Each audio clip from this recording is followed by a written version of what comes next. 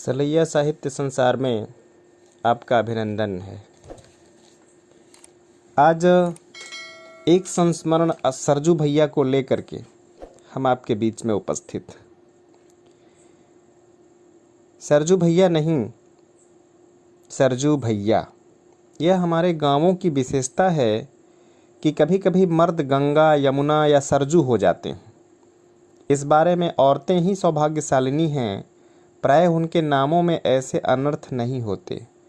हाँ, तो सरजू भैया मेरे घर से सटा हुआ जो एक घर है, एक तरफ 2 खपड़ैल मकान, एक तरफ मिट्टी की दीवार पर फूस के छप्पर, एक तरफ टट्टी के 2 झोपड़े, एक तरफ मकान नहीं, सिर्फ टट्टी खड़ा कर छोटा सा आंगन निकाला हुआ, उसी घर के सौभाग्यशाली मालिक हैं हमारे सरजू भैया। सरजू भैया को कोई छोटा भाई नहीं रहा। मैंने प्रथम संतान के रूप में ही अपनी माँ की गोद भरी, अतः हम दोनों में परस्पर एक नाता जोड़ लिया।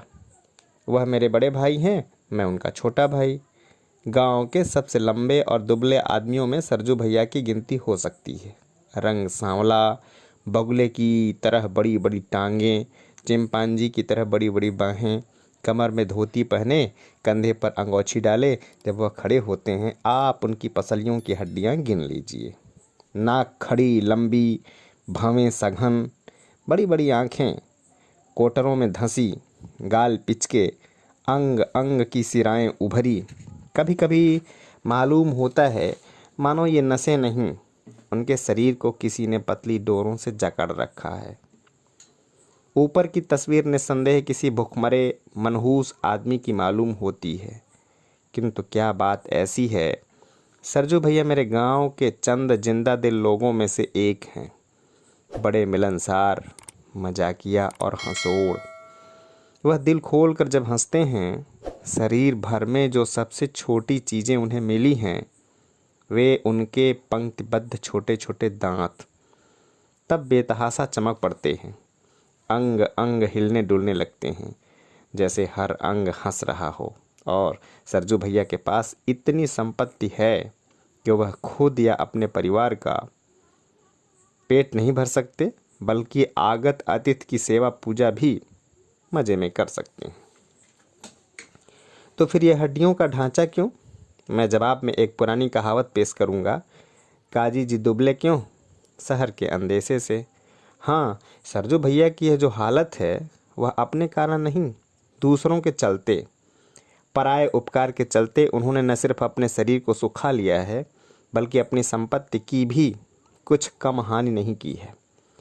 उनके पिता जो गुमास्ता जी कहलाते थे, मेरे गांव के अच्छे किसानों में से थे। चौपाल साफ सुंदर, उनका मकान और अच्छा खासा बैठक खाना था, जहां आज सरजू भैया की यह राम मड़ैया है। खेती बाड़ी तो थी ही, रुपए और गल्ले का अच्छा लेन देन था।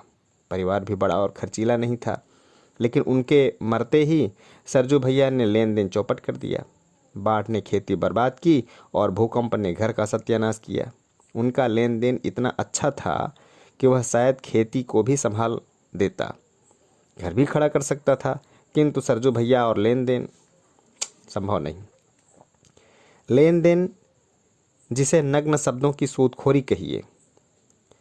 चाहता है आदमी आदमीपन को खो दे, वह जोंक खटमल नहीं, चीलर बन। काली जोंक और लाल खटमल का स्वतंत्र अस्तित्व है।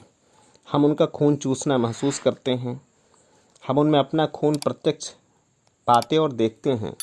लेकिन चीलर गंदे कपड़े में उन्हीं का सा कुचैला रंग लिए वह चुपचाप पड़ा रहता है और हमारे खून को यूं धीरे धीरे चूसता है और तुरंत उसे अपने रंग में बदल देता है।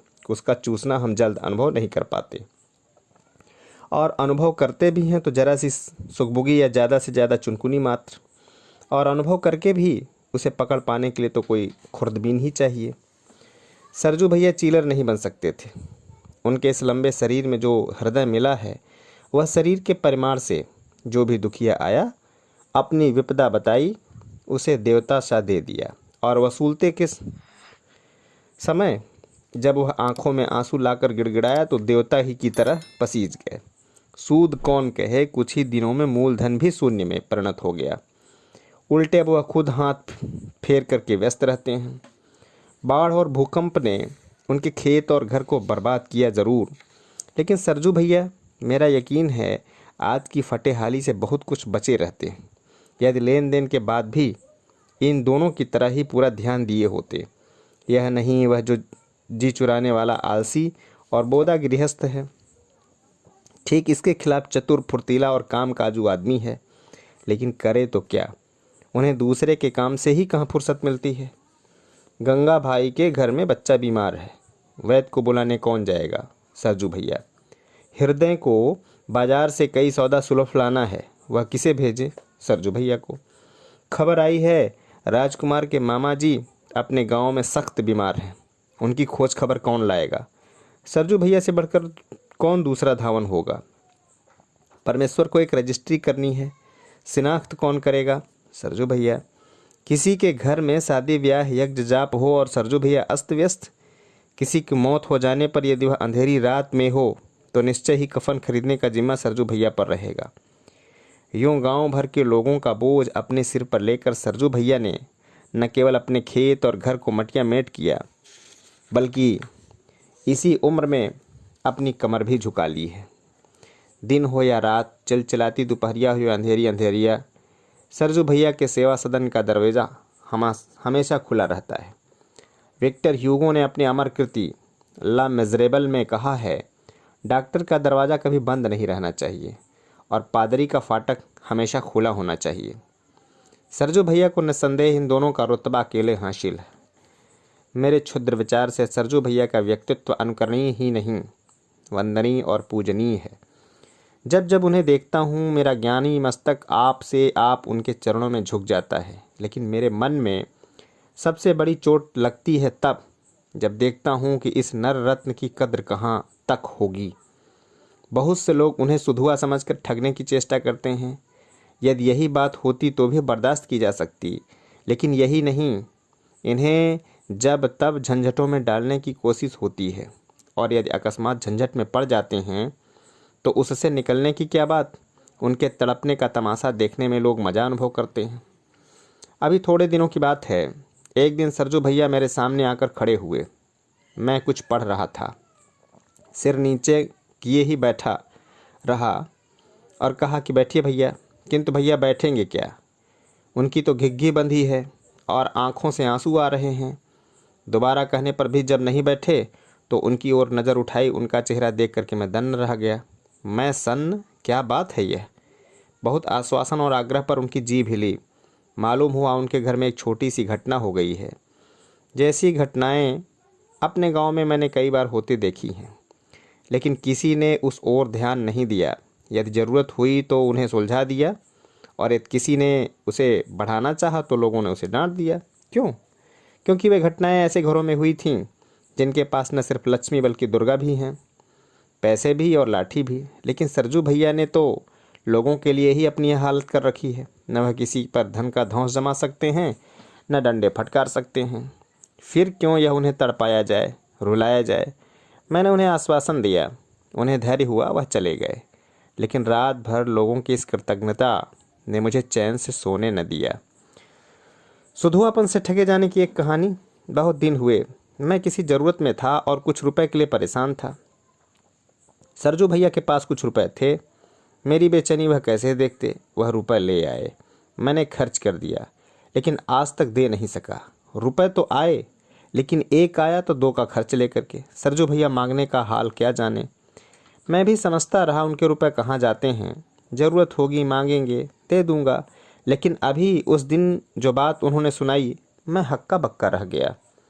इस बीच में उन्हें रुपए की ज़रूरत हुई, लेकिन संकोचवश मुझसे नहीं मांगा।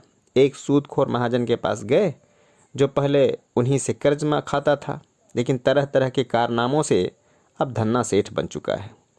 उसने झट उन्हें रुपए दे दिए, लेकिन जब चलने लगे तो कहा कि आपके पास रुपए जाएंगे कहाँ, लेकिन कोई सबूत तो चाहिए ही।